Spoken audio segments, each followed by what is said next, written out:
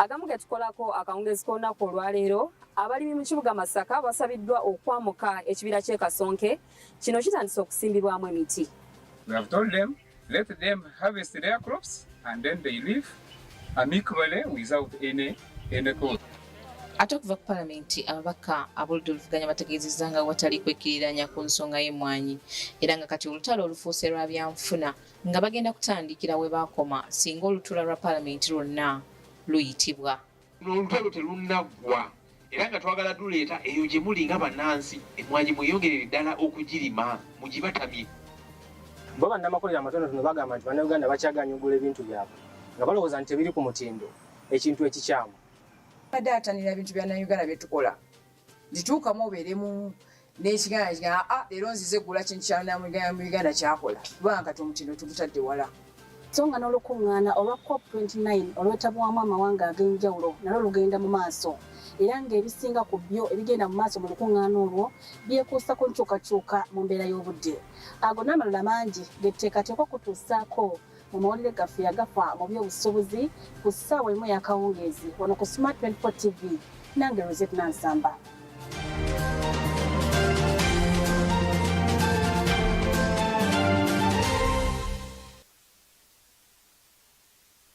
Nga bw'obiwulidde bwe tugenda okubikutuusaako ebyo n'ebirala bingi bye tuteeseteese akawungeezi ak'olunaku olwaleero essaawa erimu y'akawungeezi tukubuuzaako yonna gy'osinzira okutulaba era ne tukwebaza gy'otuusizzaako engalo olunaku olwaleero. Ennaku z'omwezi ziri 12 tuli mwezi gwa 11 omwaka tukyali mu 2024. Tugenda kuba nga tukutuusaako bingi ebimu ku ebyolabye n'ebirala bingi era nga nze Rosette Nansamba nga ndi ne munnange Wine Buyinza nakawuki obubonero nga tugenda kutambula ffenna paka yetunagamalirayo gonna getukuleetedde. Tutandise n'abaka ba palamenti okuva ku ludda oluvuganya gavumenti nga bano bavuddeyo ne bategeeza nga bwe bakyagenda mu maaso n'olutalo lw'emmwanyi nga kati bagamba nti lwafuuse lwa byanfuna eby'eggwanga lyonna wabula si bantu ssekinnoomu. Bano nga bakulembeddwamu akulira oludda oluvuganya mu palamenti Honorable Joel Ssenyonyi bagamba nti ekyakoleddwa gavumenti si kya bwenkanya eri abalimi b'emmwanyi wadde n'abantu abakwatibwako ensonga eno era nga bagamba nti bagenda kuganya ensonga ndala yonna kugenda mu maaso. Kavuna Sipiika wa palamenti anaabayita okuva mu luwummula okudda okuteesa ku nsonga ez'enjawulo. Bano era bategeezezza nga bwe baafulumizibwa ku buwaze ku lunaku lwennyini ekiteeso ekyokugatta emmwanyi ku minisitule y'ebyobulimi lwekyayisibwa wabula nga tewaali kyakukola oluvannyuma lw'ebyo okutuukawo. Sabbiiti ewedde waliwo vaawo mpitawo mu palamenti ng'etteeka okugatta ebitongole ebimu mu minisitule omwali ekyemmwanyi ekya UCDA liyisibwa era okukakkana ng'abamu ku babaka ku ludda oluvuganya bagaaniddwa okwetaba mu lutuula luno nga n'abamu balabibwa nga bafulumizibwa mu bukambwe abantu abagambibwa okubeera aba SFC. Mu lukuŋŋaana lw'abannamawulire ku palamenti olwaleero akulira oludda oluvuganya mu palamenti Joel Ssenyonyi ategeezezza nga bwe bavumirira ebikolwa ebyabakolwako saako n'okugalira bannamawulire ebweru w'olutuula luno era nga bakusaba sipiika annyonnyole ku nsonga ezo. Mwalaba mwe bannamawulire mwagobebwa ne musibibwa mu conference hall B era nga bwe twabala mwogera nga mugamba nti abaffe kale mutuleke tuddeyo ku bitongole byaffe gye tukolera oba tuddeyo ewaka ne babagamba nedda tewali kufuluma nammwe mwalinga abasibe amataala gaggyibwako effujjo ne tutalabanga nako effujjo eryakolebwa ku babaka abakyala ng'agasajja gazze ne gasitula ababaka abakyala ne gakwata wano ne gakwata wali gasikazi gomesi naki mu palamenti ekyo tukivumirira era nga bwe tukomawo kubanga sipiika palamenti yagiwummuzaamu waddiramu okugiyita bwe tukomawo tunoonya kuddibwamu okuva eri sipiika ku byaliwo wiiki ewedde. Ssenyonyi ategeezezza nti tebajja kuzikiza oba okwekiriranya ku nsonga y'emmwanyi nga baakwongera okulwanirira emmwanyi y'Abannayuganda era ng'olutalo kati lufuuse lwa byanfuna by'Abannayuganda. Ate nga bwe tujja eyo gye muli twagala n'ensonga zino endala eza pamba, vanira, muringa, ebikajjo. Juzi nabadde ekamuli eyo ebusoga ttaani y'ebikajjo yali ku mitwalo 25 wetwogerera kati eri ku mitwalo 5. Abalimi ebikajjo tebakyategeera na lwaki babirima kati ensonga ezo zonna twagala okuziteeka ku mwanjo, twagala okuzisosowaza. Luno olutalo olw'ebyenfuna luddiremu ddala amaanyi mu buli ngeri yonna. Bano era basabye omukulembeze w'eggwanga Yoweri Kaguta Museveni okuzzaayo oba okuggyawo ebitongole byonna ebyasigalawo okuddayo mu zi minisitule gye byava, ssaako n'okukendeeza omuwendo gw'aba RDCs n'abamyuka baabwe nga engeri emu yokka ey'okukendeeza ensaasaanya y'omwoyo omusolo. Twagala okulaba nga ebitongole ebirala ebyasigaddeyo nabyo bizibweyo ku zi minisitule zaabyo. Kubanga General Museveni ne gavumenti bagamba nti minisitule zikola bulungi era nga zijja kusobola obuvunaanyizibwa buno. Kyovudde olaba entity zino ziddizibwayo bazizizaayo. Katugamba ne zino endala nazo tuzizeeyo. Waliwo n'endala nga tezeetaaga na kuyita mu paalamenti wano nga ye yazitondawo ye nga ye. Olina State House Anti-Corruption Unity, State House Health Monitoring Unity, State House Investor Protection Unity, State House Land Unity, State House Revenue Collection and Operations Unity. Mu State House yateekawo ebitongole bingi unit ku kiri ate nga byonna birina ministries mwe zigwa. Kati twagala okulaba ng'ebyo byonna abiggalawo biddeyo mu ministries bw'aba ali serious ku nsonga ey'okutaasa ssente y'omuwa omusolo. Bano bakubidde omulanga abalimi b'emmwanyi bonna okwongera amaanyi n'okusimba emmwanyi kuba eky'okuyisa etteeka lino kyali kyakubamala mu maanyi. Twagala okukubiriza bannansi banaye mweyongere okulima emmwanyi mu bitundu by'eggwanga byonna eby'enjawulo. Temupowa temupondooka. Muyinza okuba kati mwaweddemu amaanyi, nedda temuggwamu maanyi. Luno olutalo terunaggwa era nga twagala duleeta eyo gye muli nga bannansi. Emmwanyi mweyongerere ddala okugirima mugibatamye, kubanga emmwanyi yegenda nakuwangaala nnyo n'okusinga Mwami Museveni. Yo terina kyeraga. Tweyongerere ddala okugirima tetuggwamu maanyi. Samlanifa Agafa mu by'obusuubuzi. Ensonga z'emmwanyi nga tuzitadde ku mabbali kitegeezeddwa nti omwaka guno gwe tumalako 2024 gwe gusinze okubeeramu n'ebbugumu nga lino lituuse ku centigrades emu n'obutundutundu 5. Alipoota okuva mu World Meteorological Organization eraze nti waliwo enkyukakyuka mu mbeera y'obudde ekyongedde ku bbugumu lino. Bino bizuuliddwa mu lukuŋŋaana olw'enkyukakyuka mu mbeera y'obudde olwa COP29 oluli mu kibuga Azerbaijan era nga luno lugenda mu maaso nga lwetabiddwamu amawanga mangi nga ne Uganda mugitwalidde. Buli mwaka amawanga gali mu mukago gw'amawanga amagatte abakulembeze b'amawanga gano wamu n'abalwanirira obutonde bw'ensi batuula ne beekenneenya ku biki ebituukiddwako okukuuma obutonde bw'ensi wamu n'okussaawo enteekateeka empya. Olukuŋŋaana lw'omulundi guno bazisinkanye mu ggwanga lya Buwarabu erya Azerbaijan mu kibuga Baku. Wano ekitongole ekirabirira embeera y'obudde ekya World Meteorological Organization kifulumizza alipoota nga kiraga ng'omwaka guno gwe gusinze okubeera n'ebbugumu bw'ogeraageranya n'emyaka egiyise nga kino kigenda kukosa abali mu by'obulimi, amakolero wamu n'okukosa obulamu bw'abantu obwa bulijjo omuli endwadde ssaako n'amataba. Celeste Saulo ono nga ye muwandiisi w'enkalakkalira mu World Meteorological Organization ategeezezza ng'omwaka 2024 bwe gubadde ogw'enjawulo mu mbeera y'okubeera n'ebbugumu ery'amaanyi ekintu ekyeraliikiriza. We are sending out a red alert, one of many that I have issued in less than 1 year as Secretary General of the World Meteorological Organization, and this is another SOS to the planet. The State of Climate Update confirms that 2024 is on track to be the hottest year on record, hotter even than 2023, which smashed all previous records. 2015-2024 will be the warmest 10 years on record. The pace of climate change in the space, just one generation, is alarming. What will it look like for the next generation, for our children and our children's children?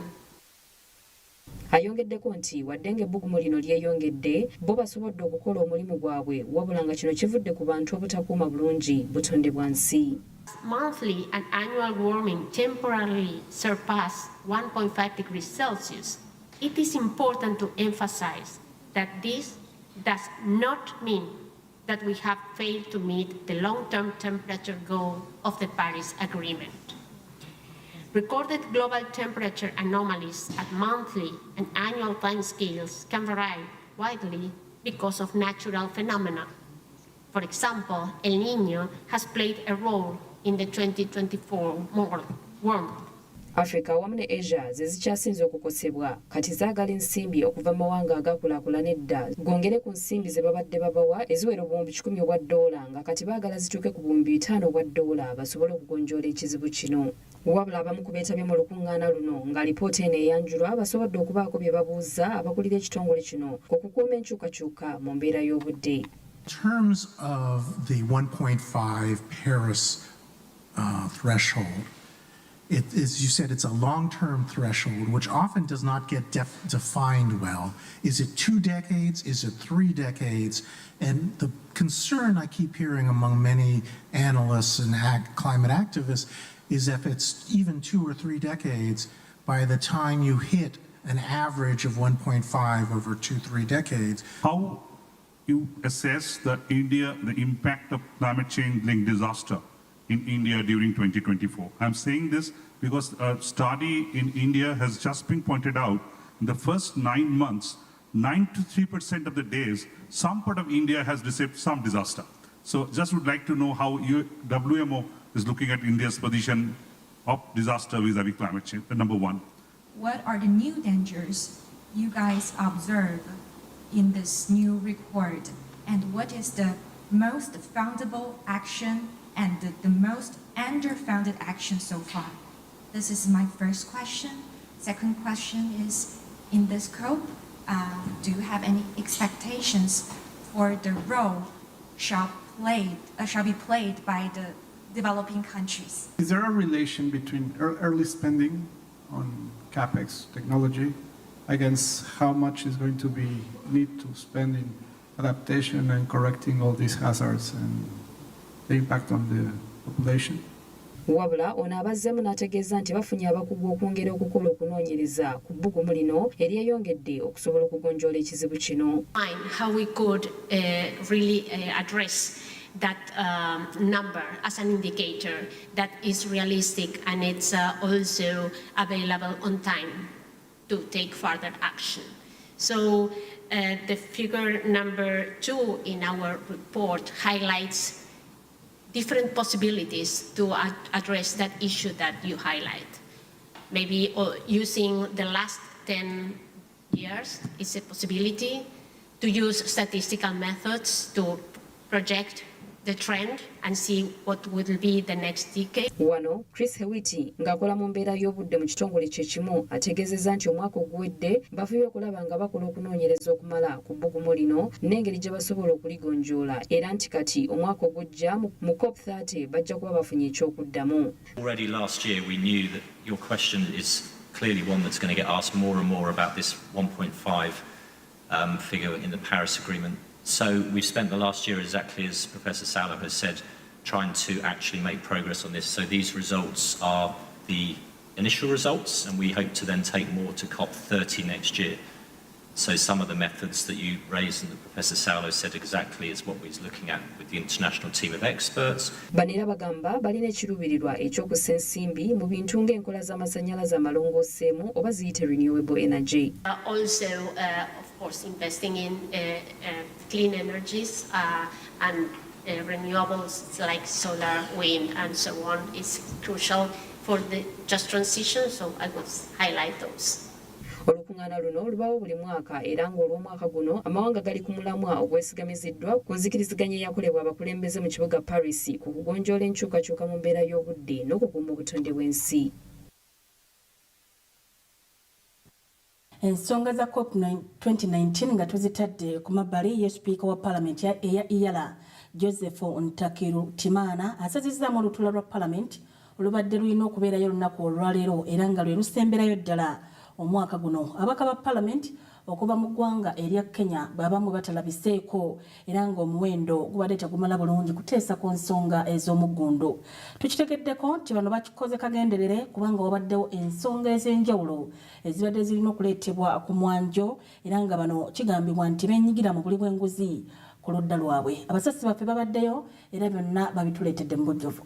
Olutuula lwa leero olwa Paalamenti ya Yala lwe lubadde lusembayo omwaka guno wano mu Uganda era nga waliwo ensonga ez'omugundu ezibadde zirina okuteesebwako. Waliwo amawulire ag'omu nkuubo agabadde galaga nga babaka mu Paalamenti eno bwe babadde bategeka okuggyamu sipiika waabwe Obwesige olw'engeri gy'akolamu emirimu gye. Wabula nga baakatuula omu ku babaka ba Kenya ategeezezza nti olutuula luno terusobola kugenda mu maaso ng'abamu tebaliiwo nga n'omuwendo gw'ababaka teguwera naddala ku ludda lwa Kenya ekiwalirizza sipiika Joseph Ntarikutumana okulusazzaamu.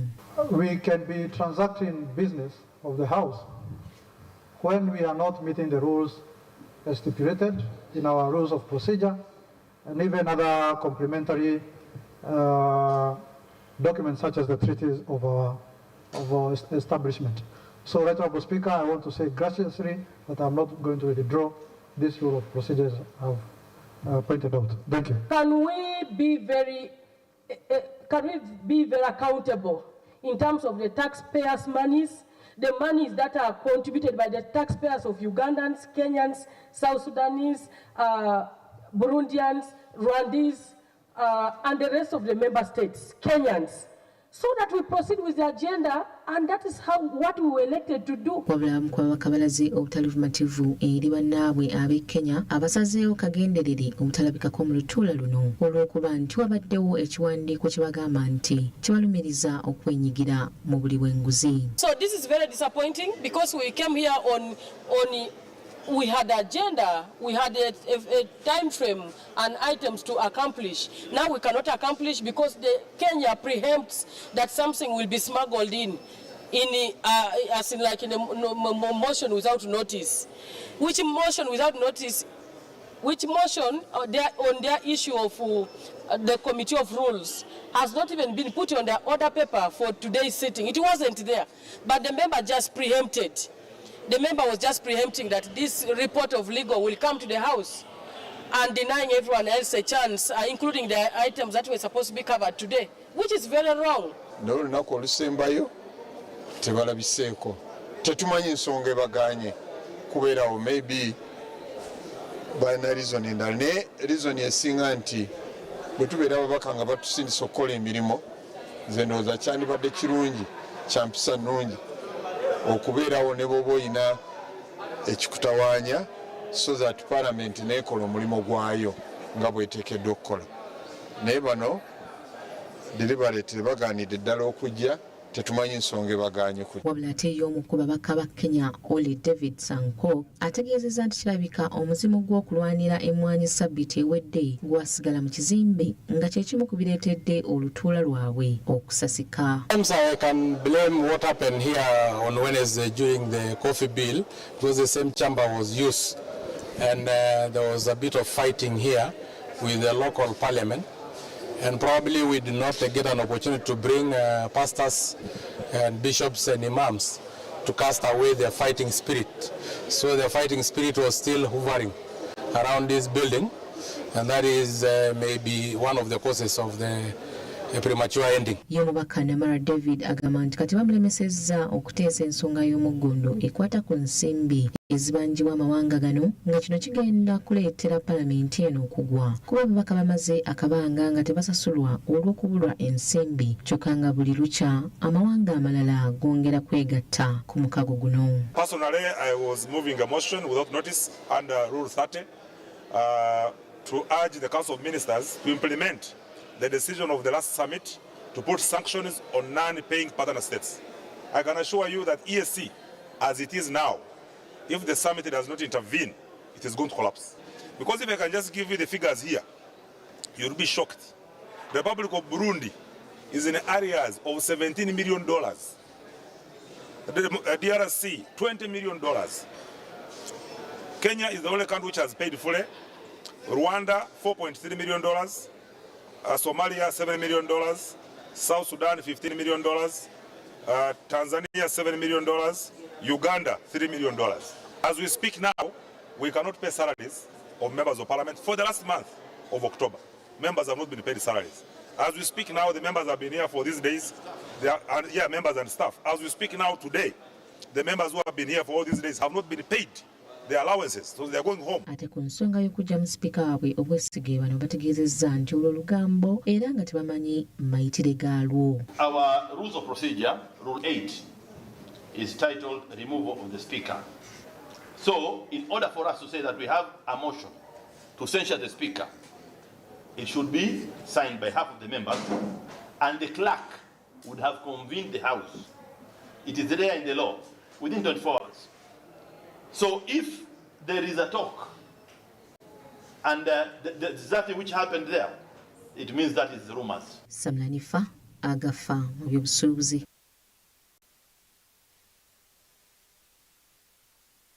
Webale nnyo Samla Hanifa. Bwe tweyongerayo ekibiina ekitaba bannamakolero amatonotono ekya Uganda Small Scale Industries Association USIA kyongedde okutegeeza nga bwe kigenda mu maaso n'okusomesa bannayuganda naddala abo abatandikawo amakolero amatonotono ku ngeri gye basobola okutandikawo baleme okulemererwa okuteeka ebintu byabwe ku katale.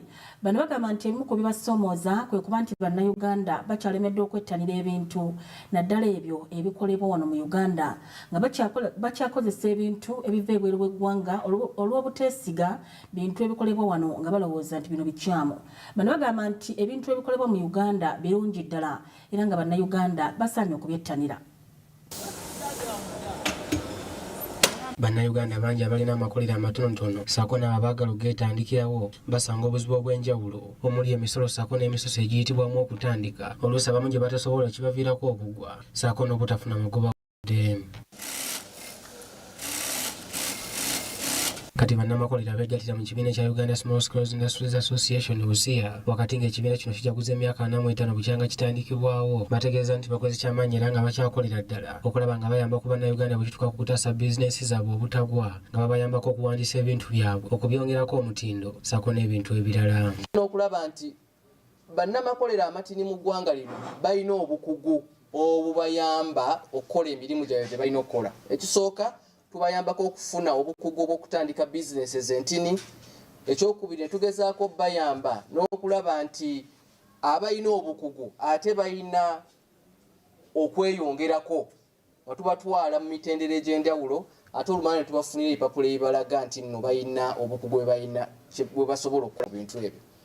Tubayambako n'okulaba nti bizinesi zaabwe zitambula, si kutambula nti leero wabula okulaba nti tusobola okubeera ebbanga ddene nga tubawa emisomo egy'enjawulo ng'okukuuma ebitabo, okufuna abakozi, okubala nti basobola okubeezawo bizinesi zaabwe ntini.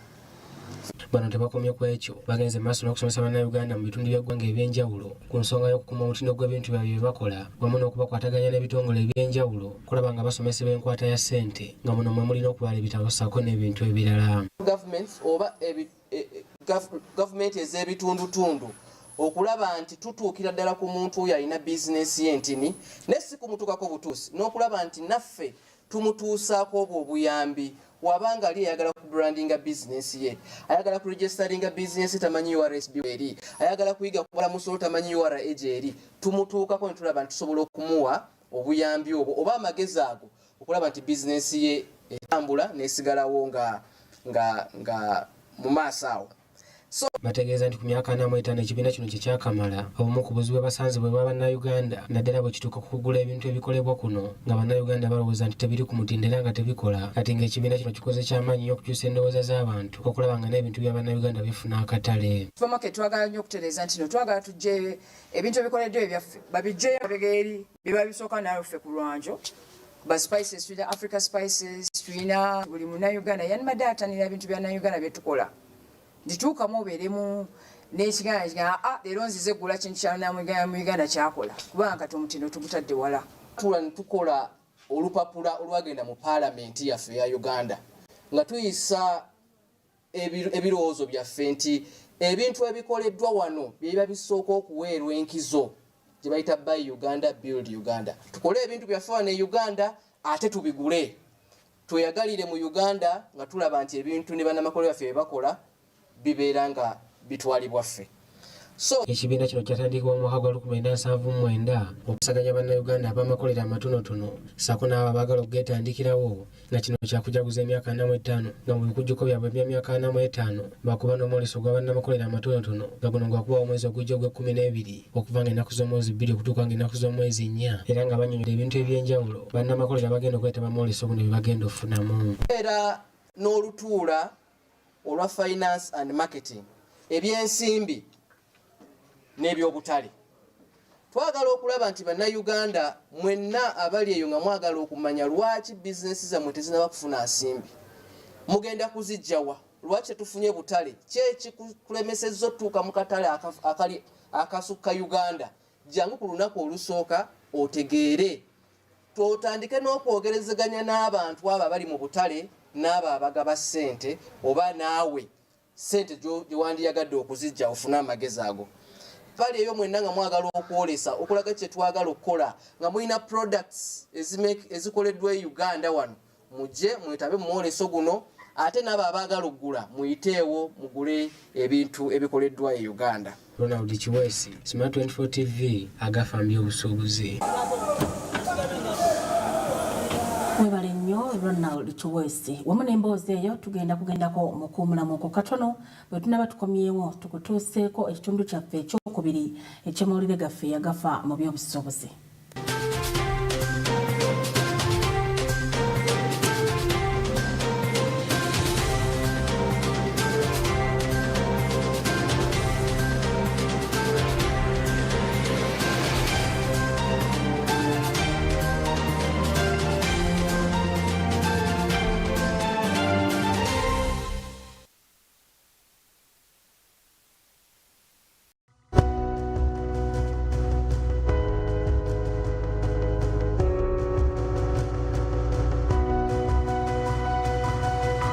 Smart 24, driving business.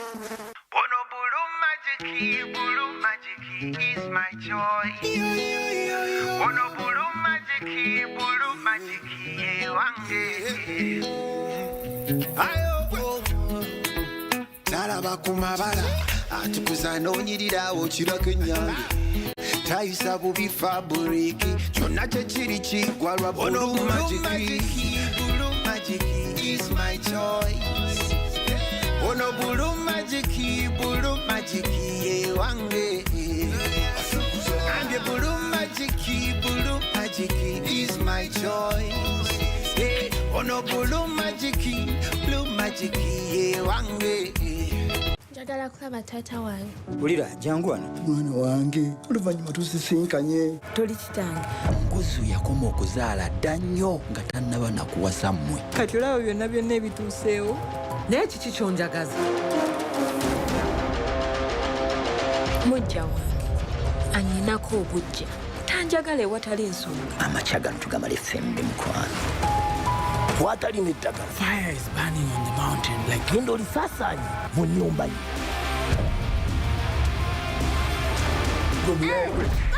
Ono uncle. Eki?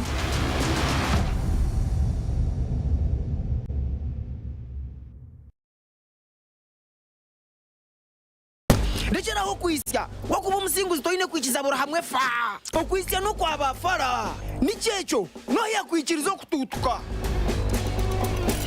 tukumbwire bwawe nanure mikono yawe rahuka okusingura kugumire konka wakozesa MTN momo kwanguhi shashura ningagura na momo okubasa okutunga omugisha okusingura buli izuba kozesa momo app ningashi imata *135*3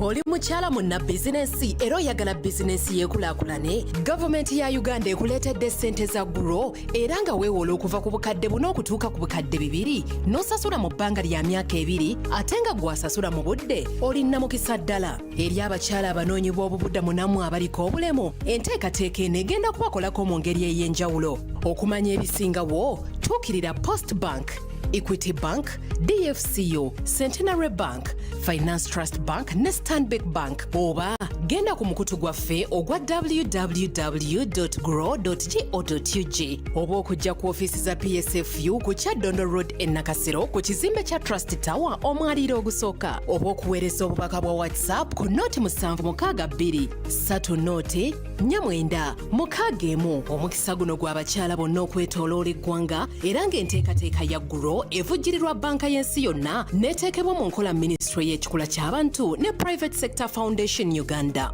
Grow, generating growth opportunities and productivity for women enterprises.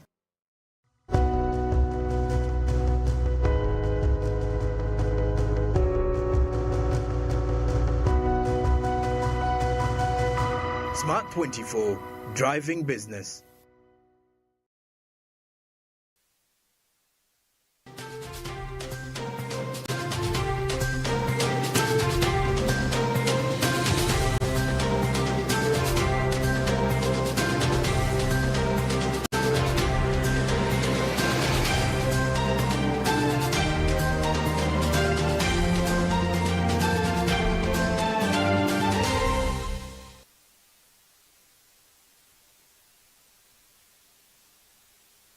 Kolekayo nnyo mu kuwummulamu okwo tukyagendera ddala mu maaso n'amawulire gaffe agafa mu by'obusuubuzi era nga nkujjukiza nti okyali ku lutembe gagadde olwa Smart 24 TV. Bwe tweyongerayo bannabizinensi mu bitundu by'eggwanga eby'enjawulo bakubiriziddwa okukkiriza okukozesa enkola z'enfuga y'obutonde n'obwensi emanyiddwa nga Environment, Social and Governance okusobola okuyambibwa wamu n'okufuna ku bavugirizi b'ensimbi okuva mu mawanga ag'enjawulo olwo nno kisobole okutaasa obutonde bw'ensi mu ggwanga lino. Bino bibadde mu kusimba emiti mu kaweefube w'ekitongole eky'ebibira ekya National Forestry Authority nga batandikidde mu kibira ky'e Kasonke wali mu bitundu eby'e Masaka. Environmental, Social and Governance gwe gumu ku miramwa egitakyabusibwa maaso mu bitongole eby'enjawulo okwetooloola ensi yonna okutunuulira okukuuma obutonde wamu n'obukulembeze. Wano mu Uganda, bizinensi nnyingi tezettanidde enkola eno nga kivudde ku kweraliikirira nti kino kijja kutwala amagoba gaazo. Wabula waliwo ekyetaagibwa okukolebwa naddala mu Uganda okulaba ng'enkola eno yettanirwa.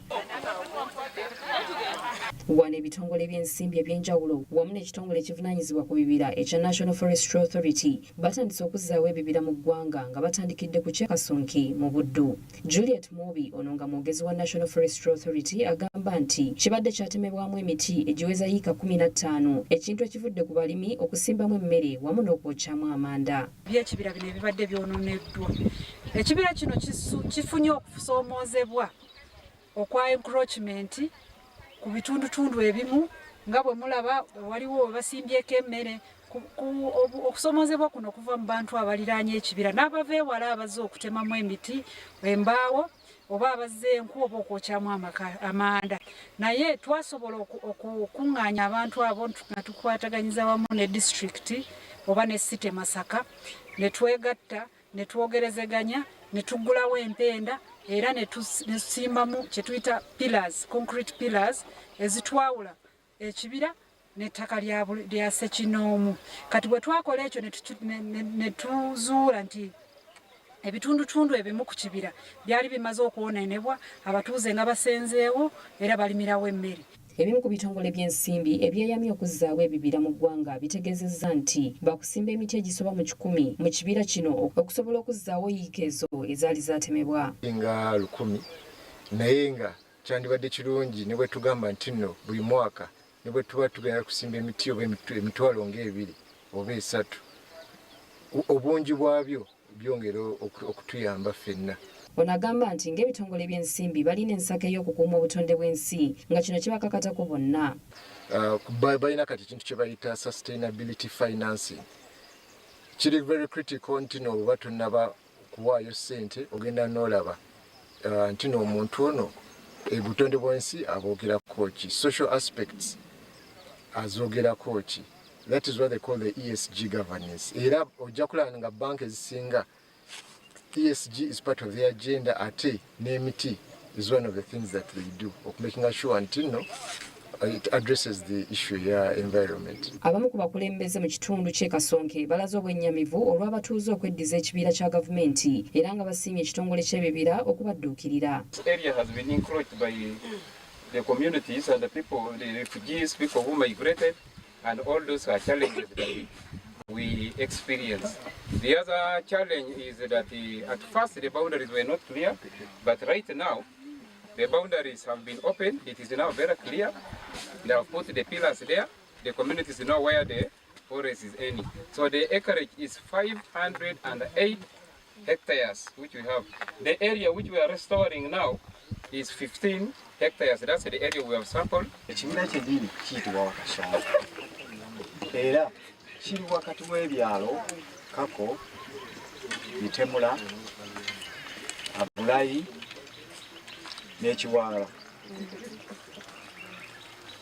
Ng'ogyeko eri ekibira kyo tukyagala nnyo era tubasanyukidde okubanga muzikomyewo kiddewo era tugenda kukubanga bwe tusobola okukikola wano weeri nyimiridde mu ngato bbiri. Bano era bawadde abatuuze ensalessale okwamuka ekibira kino mu bwangu ddala wabula babawadde olukusa okusooka okuggyamu ebirime byabwe.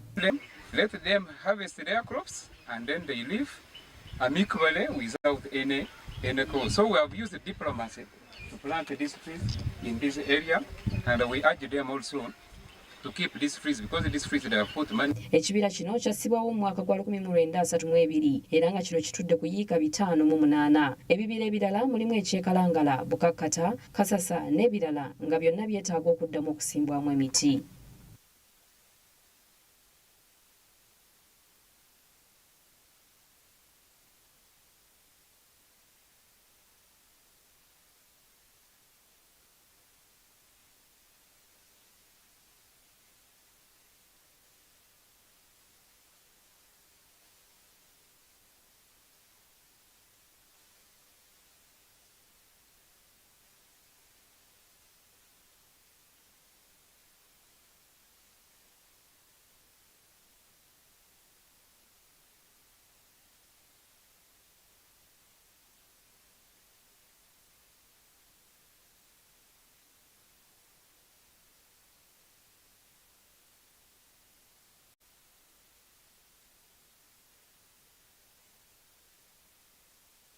Bwe tweyongerayo n'amawulire gaffe amalala, ssettendekero w'ekyambogo avuddeyo kusaba gavumenti ebakwatizeeko mu nsonga z'ebyenfuna naddala mu kaweefube gwe baliko obw'okwongera okutuusa empeereza ennungi eri abayizi abaliko obulemu ku mibiri gyabwe. Okusinziira kwa myuka Chancellor w'ekyambogo Professor Eli Katunguha, kaweefube ono munene ate nga beetaaga ensimbi nnyingi nga n'olwekyo baagala gavumenti ebakwatizeeko era nga beetaaga n'ennuŋŋamya entuufu oba amateeka matuufu eri amatendekero okulaba nga bayamba abantu abaliko obulemu. Ono okwogera bino abadde ayanjula olukuŋŋaana olw'ennaku ebbiri olugenda okutunuulira embeera z'abantu abaliko obulemu n'okulaba engeri gye basobola okuyambibwa n'okuteekebwa ku mwanjo bwe kituuka ku byenjigiriza ebya waggulu. With the disabilities and the associations that support them, like Nudipu, and also many people from the Norwegian Association of Disabled People who are part of the sponsors. As you may recall, we have always said that Chambogo University is the leader in provision of inclusive higher education. And we take care of very many people who are abled differently. That's a term I have come to learn recently, that they are not disabled, but they are abled differently. There is still debate on what we should call them. You must be able to provide facilities for them to learn. People who cannot hear, you must be able to provide interpreters for them. We have lecturers who cannot hear, and we must provide interpreters for them to be able to teach. So the whole enterprise of providing inclusive higher education is fairly expensive. And we have always called upon government to come forward and support the university to provide for these people. They are Ugandans, they are neglected in many areas, and Kyambogo University has been able to provide facilities to welcome them.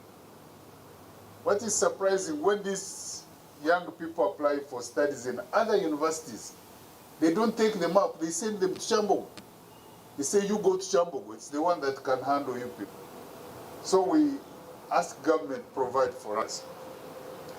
In order to be able to look after these people, the university had to develop a disability policy. A policy specifically to take care of people with disabilities, or people who are able or different, as I hear people calling them. And this policy provides how these people are catered for, depending on their special needs. There are people who are physically disabled, and they need people to carry them around. We have to buy these tuk-tukus, these small things to drive people with disabilities around classrooms. So that policy provides for how such people are catered for. Akadde kano tugenda kutunuulira akatale k'emigabo nga bwe kayimiridde bwe tuukidde olunaku olwaleero, era nga bulijjo tukugamba nti essira tuliteeka ku kampuni ezo nno eziri mu kitundu kyo z'okozesa era ezikuliraanye nga tugenda kusanga buzibu kuzituukirira osobole okufuna obuyambi. Emigabo bwe twogera egisinga gisse nnyo nga olina kudduka misinde ate naawe weefunira emigabo. Tandise ne Airtel nga bano bali ku nusu 63, Centum Investments balinnyeko katono bali ku 2.3.11. Bank of Baroda bali ku nusu 22.5. DFCU balwawo okukyuka bali ku nusu 2.25. Abo bwe batyo bwe bali. British American Tobacco bali ku mutwalo 1.5. East African Breweries Limited bali nnyeko ne nusu 88 bali ku 147.2 n'obutundu 17. Equity Bank bali nnyeko ne sente 2.38 bali ku nusu 10.364 n'obutundu 14. Jubilee Holdings Limited bali ku nusu 4.27 n'obutundu 5.7. Bwe batyo bannaffe nabo bwe bayimiridde. Bwe tugenda mu maaso ne Kenya Airways bali ku 10.7. KCB Bank bali ku nusu 10.17. So nga ate MTN Uganda bali ku nusu 2.10. Ate National Insurance Corporation bali ku sente 5 zokka. Era bwe batyo nabo bwe bayimiridde. Bwe tugenda ku Nation Media Group baseeko ne sente 2.54 bali ku 4.18. So nga ate Vision Limited bali ku nusu 10.53. Testan Big Bank Uganda bali ku nusu 5. Quality Chemical Industries Limited bali ku nusu 5.5. Abo nabo bwe batyo bwe bayimiridde. Katumalirize ne Uganda Clays Limited bali ku nusu 9.10. Umeme nabo bakyalaalidde ku nusu 4.2. Bwe batyo bwe bayimiridde osobola okugenda n'ofuna emigabo ate naawe ne weeyongera okuganyulwa mu nteekateeka eyo. Bwe tweyongerayo ebibiina by'obwannakyewa ebitakabanira ebyobulimi wano mu ggwanga wamu ne ku lukalu olwa Africa kutwaliza wamu mbeereza obutali bumativu n'omukago ogutaba amawanga ga Africa ogwa African Union olw'obutabateeka mu nteekateeka ez'okutumbula okulima okutaasa obutonde naddala okunima ennansangwa mu nteekateeka y'omukago guno ogwa CADIP. Enteekateeka eno kimanyiddwa bulungi nti egendereddwamu okutumbula ebyobulimi. Bano bagamba nti kino kyakuviirako okufiirwa emmere ssaako n'ebisolo binnansangwa era nga bano baagala enteekateeka y'okukuuma ebintu bino ebiruddewo eteekebwe ku mwanjo mu nteekateeka zonna. Gyebuvuddeko omukago ogutaba amawanga ga Africa gwa African Union gwavaayo n'enteekateeka eno ng'egendererwamu okutumbula ennima y'omulembe ku lukalu lwa Africa emanyiddwa nga CADIP. Ngeno yakutongozebwa mu butongole omwaka ogujja ogwa 2025 wano mu ggwanga Uganda. Kati ebibiina by'abannakyewa ebitakabanira ebyobulimi wano mu ggwanga ne Africa bivuddeyo ne biraga obutali bumativu n'enteekateeka eno gye bagamba nti mulimu ebintu ebibulamu. Olw'okumanyuma olw'okuba nti ebimu ku bye twayagala bibeere mu kiwandiiko ekyo oba mu bbanga erya Africa yonna eby'okuvunula Africa mu myaka 10 egiddako tekiyita CADIP nti ebimu bye twasaba bye tubadde tusaba ebisinga tebyajja ate nga ebisinga okubeera eby'amakulu ebisobola okuvunula ebyobulimi nga tulima nga tetukosa butonde. Ng'ekimu ku byo ennima yaffe ey'obuzaaliranwa etakosa butonde oba tekitwandise agroecology.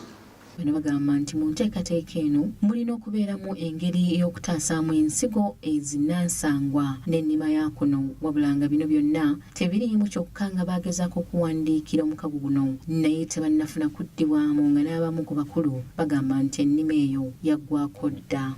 Ensigo zaffe ezaaliranwa tezikwatwako kuziwa kinoomu nga yazivuga osigale ng'ogula nga ng'ate ku bwannannyini tobulina. Ebimu ebyo byali mu kiwandiiko ekyo ate nga twateekayo okusaba kwaffe ffenna ng'ebibiina kwa mu Africa yonna emirundi n'emirundi nga tubeera mu nkiiko zaabwe naye tebyalizamu. Hakim Baliraine okuva mu kitongole ekya ESAF Uganda agamba nti kino kyaviiriddeko okwongera omuwendo ogw'ensigo enkolerere okuyingira mu Africa so nga bo balowooza nti zirina okuwerebwa. Ekibadde tikalemu tufaisi GMO ensigo ezo ze bakoleramu makolero tetwagala zesemberezeeko mu byabulimi bwaffe kubanga zitujjako buna obwannannyini ne byonoona empooma y'emmere yaffe ne bwonoona obutonde ate nga tusobola kubuzaawo ate ne tuteekako okubeera abaddu nga tuyimirirawo kukamba ku makolero si ku lwaffe. Basabye omukulembeze w'eggwanga Yoweri Kaguta Museveni wamu ne minisita y'ebyobulimi okuvaayo bayambeko okulaba nga bayingira mu nsonga eno ng'enteekateeka ya CADIP tennaba kuteekebwa mu nkola.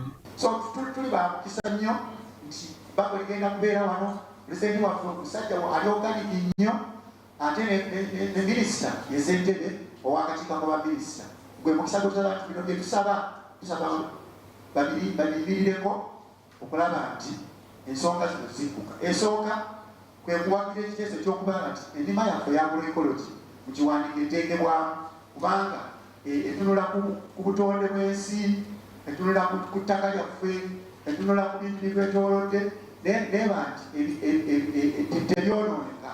Bano era basabye mu nteekateeka eno wateekebwewo n'essira ery'okuzimba amaterekero g'ensigo oba ziyite seed banks wasobola okukuumira ensigo zinnansangwa oluvannyuma ne zigabibwa mu bannansi okusobola okuzisimba. Tugamba nti gavumenti eveeyo naye ebeera esaale mu kuteeka ssente nga tutumbula ensigo eno nti ne bwe banaaba bagaba wali ennaku zino ndowooza kati eri mu PDM programu eyo ne bwe baba bagaba bateeke essira ku nsigo eno nga bwe bagaba ensigo yonna endala kubanga ebitongole byaffe biri organize era balimanyi batugambe nti muyinamu biki abalimi b'ekindi kwegamba ensigo eno ebeere paati ku nsigo egabibwa. Enteekateeka eno eya CADIP yakutongozebwa mu January w'omwaka 2025 wano mu ggwanga Uganda era nga bano basuubira nti singa abakulu bawulira omulanga gwabwe ensonga eno esobola okutereezebwa.